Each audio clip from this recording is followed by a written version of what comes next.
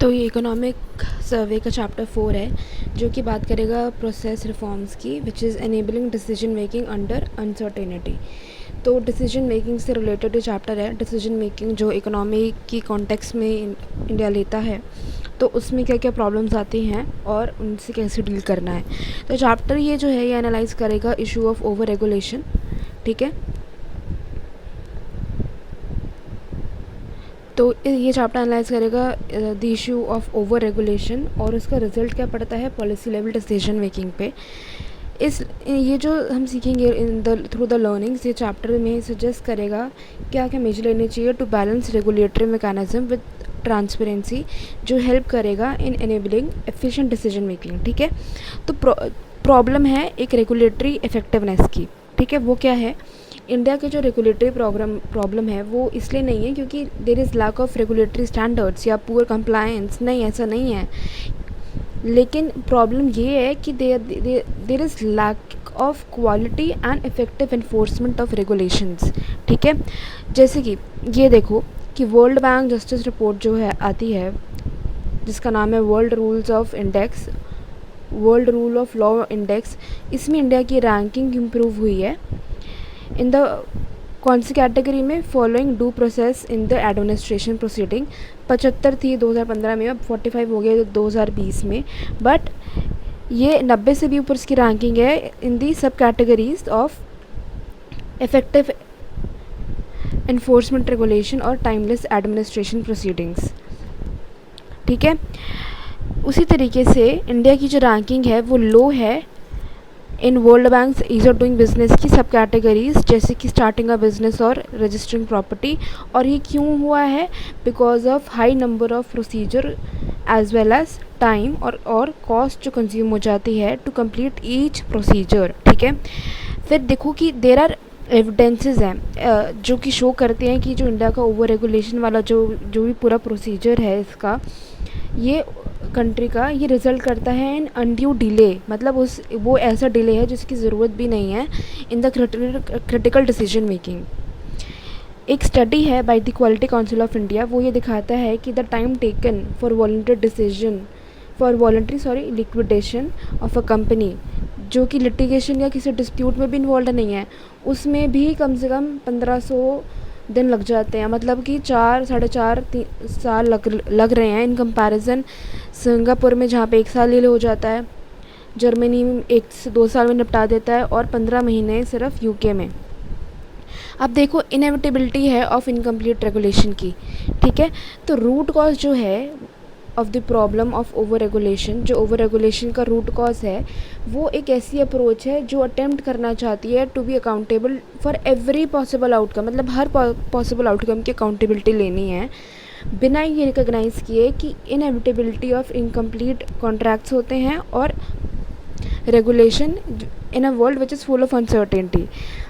उसके बदले उसके रिज़ल्ट में क्या होता है? कॉम्प्लेक्स रूल बन जाते हैं और कॉम्प्लेक्स रेगुलेशंस आ जाते हैं, जिसकी वजह से एक्सेसिव और ओपेक डिस्क्रिशन हो जाता है by supervising authorities, because there are multiple ways in which they can be interpreted. फिर आती है प्रॉब्लम ऑफ रेगुलेटरी डिफ़ॉल्ट्स।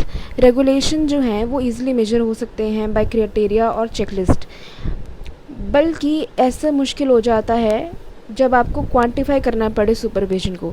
जो रेगुलेटर्स हैं और जो डिसीजन मेकर है वो they naturally tend to substitute supervision, mechanical supervision के बजाय, मैकेनिकल रेगुलेशन के बजाय वो सब्स्टिट्यूट कर देते हैं सुपरविजन को, और वो एक्सरसाइज भी नहीं करते जहाँ पे वो डिस्क्रिशन में भी एक्सरसाइज नहीं करते जहाँ पे वो इजीली अवेल कर सकते हैं सुपरविजन करना। और इस वजह से काफ़ी मेजर इश्यूज आ जाते हैं, जैसे कि इंक्रीज रेगुलेटरी आर्बिट्रेज। ज़्यादा रेगुलेशन से और ओवर टाइम से क्या होता है? इनफेक्टिवनेस आती है। फॉर एग्ज़ाम्पल, अगर आप बैंक की रेगुलेशन को इंक्रीज़ कर दोगे तो it has led to shift in market activity to shadow banks which are also referred to as non bank financial intermediaries, जो कि लेस रेगुलेटेड हैं और लेस ट्रांसपेरेंट भी है। फिर दूसरा हमारा पॉइंट आता है wastage of resources and time. Too much of regulation, इससे क्या होता है? जो गवर्नमेंट डिपार्टमेंट है वो फॉलो करते हैं default practices in order to reduce questioning later on. For example अगर आप देखो तो रूटीन अपील्स जो की जाती हैं, these are made by the government departments against unfavourable judgements in higher court या फिर ट्रिब्यूनल में, इवन दो जो सक्सेस रेट है लिटिगेशन का it is as low as 27%। अब सॉल्विंग डिस्क्रिशन को कैसे करेंगे, how will you solve discretion? Survey ने ये सजेस्ट किया है कि कोई सब्स्टिट्यूट नहीं है एक्टिव सुपरविजन का और डिस्क्रिशन का, and thus there is need to create simple regulation and complement the same by providing flexibility and discretion to supervise। इसीलिए देर आर फॉलोइंग वेज जो एक्सप्लोर किए जा सकते हैं। पहला हमारा वे हो गया स्ट्रेंथनिंग एक्स एंटी अकाउंटेबिलिटी। वो क्या है, instead of relying too much on ex post audits जो कि सफ़र करते हैं हाइंडसाइट बायस से, ex ante accountability it's needed to be interested. दूसरा हमारा आ गया bringing transparency in the decision making. ये जो द डिस्क्रिशन जो है in the system it needs to be balance with transparency public decision making में, ताकि ट्रस्ट प्रमोट किया जा सके in public institution and create efficient markets. फिर है building resilient ex post resolution mechanism. वो क्या है, रिफॉर्म करना लीगल स्ट्रक्चर को to have an efficient ex post mechanism for dispute resolution and contract enforcement. अभी presently the cost of litigation जो है in India it is around 31% of the claim value which is significantly higher in OECD countries जहाँ पे 21% है, और Bhutan which is 0.1% as per the World bank ease of doing business report 2020। फिर है हमारा next major जो हम कर सकते हैं that is reducing complexity. Independence से ही plethora of autonomous bodies had proliferated. There is need to prune them consistently, not just the cost perspective, but in order to maintain transparency, accountability और efficient supervision. और this is line with government का idea which is minimum government और maximum governance।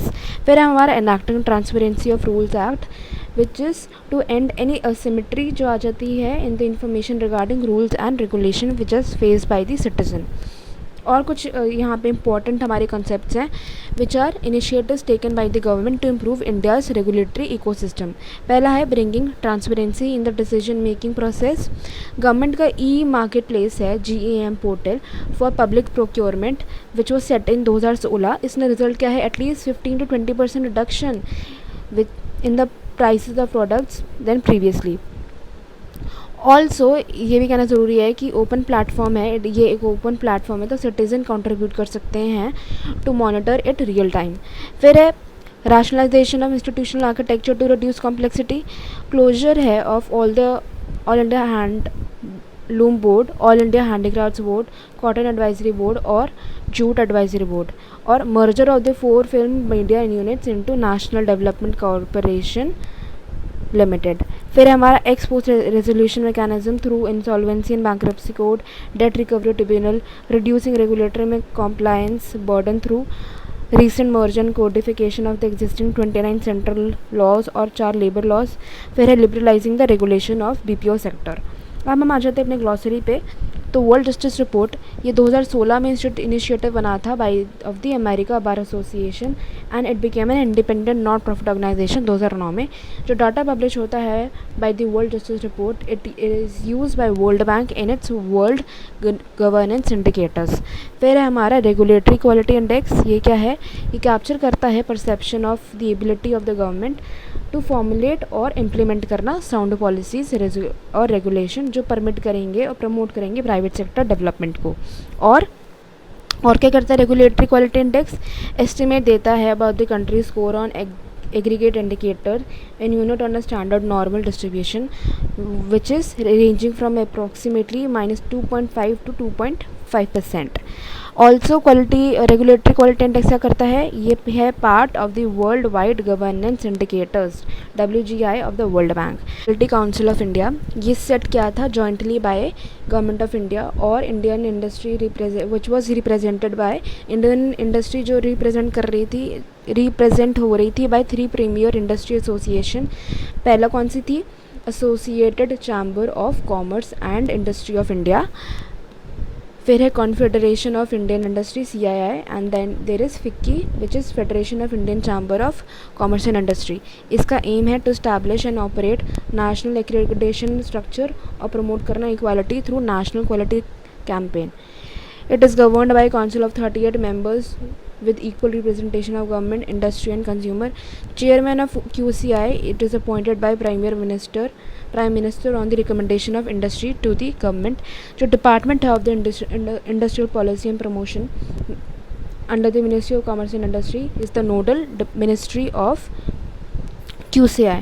Chapter and glance एक बार देख लेते हैं। Problem जो है of the India's regulatory ecosystem, these are not the lack of regulatory standard and poor compliance, लेकिन बट लैक ऑफ क्वालिटी और effective enforcement regulation. India over regulate करती है इकोनॉमी, और the root cause of over regulation जो है that is an approach of accounting for every possible outcome, बिना recognise किए कि इनएविटेबिलिटी ऑफ कंप्लीट कॉन्ट्रैक्ट्स भी होते हैं रेगुलेशंस उस दुनिया में which is full of uncertainty. Over regulation है which leads to complex rules and regulation which in turn result into excessive और ओपेक डिस्क्रिप्शन होता है और अनड्यू डिले हो जाता है in the critical decision making process. जो प्रैक्टिस है और substituting supervision with mechanical regulation, इससे क्या रिजल्ट होता है? Increase regulatory arbitrage and wastage of critical resource.